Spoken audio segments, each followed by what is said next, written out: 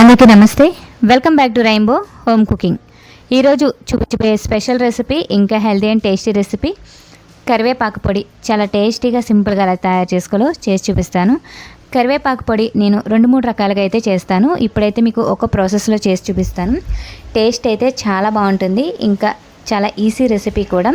ఈ రెసిపీ కోసం ఒక కడాయి పెట్టుకొని కొంచెం ఆయిల్ మాత్రమే వేసుకోవాలి. 1 టేబుల్ స్పూన్ ఆయిల్ వేసుకుని 1 టేబుల్ స్పూన్ శనగపప్పు, 1 టేబుల్ స్పూన్ మినప్పప్పు, ఇంకా 1 టేబుల్ స్పూన్ ధనియాలు కూడా వేసుకుని ఫ్రై చేసుకోవాలి.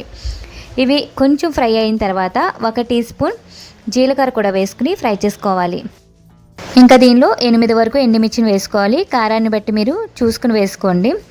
తర్వాత 2 కప్పుల శుభ్రం చేసి ఆరబెట్టుకున్న కరివేపాకుని వేసుకోవాలి. అంటే శుభ్రంగా వాష్ చేసేసుకుని దీన్ని ఒక పొడి క్లాత్ మీద ఆరబెట్టుకోవాలండి. ఆరిన తర్వాత పొడి చేసుకోవాలి, తడి లేకుండా చూసుకోండి. కరివేపాకు వేసుకున్న తర్వాత కొంచెం క్రిస్పీగా అయ్యేంత వరకు ఫ్రై చేసుకోవాలి. కరివేపాకు కొంచెం ఫ్రై అయిన తర్వాత దీనిలో 1 టేబుల్ స్పూన్ నువ్వుల్ని యాడ్ చేసుకోవాలి. ఇలా నువ్వులు వేసుకోవడం వల్ల టేస్ట్ చాలా బాగుంటుంది. నువ్వులు త్వరగా ఫ్రై అయిపోతాయి కాబట్టి కరివేపాకు బాగా కొంచెం ఫ్రై అయిన తర్వాతే వేసుకోవాలి.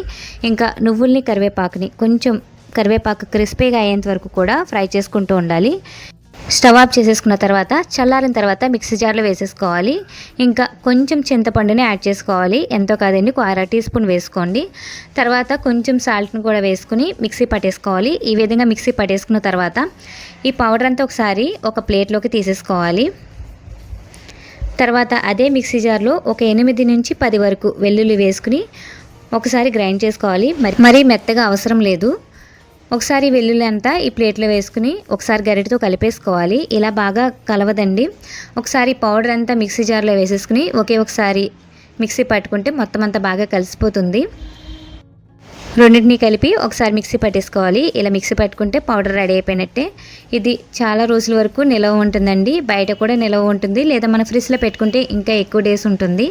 ఇడ్లీ, దోశ అన్నిటిలోకి బాగుంటుంది. ఇంకా రైస్లోకి కూడా మొదటి ముద్దలో ఇది వేసుకుని కొంచెం నెయ్యి కానీ నువ్వుల నూనె కానీ వేసుకుని కలుపుకొని తింటే టేస్ట్ చాలా బాగుంటుంది. ఇంకా హెల్త్కి కూడా చాలా మంచిది. మీరు కూడా ఒకసారి ఇలా కరివేపాకు పొడిని ట్రై చేసి చూడండి. Thanks for watching.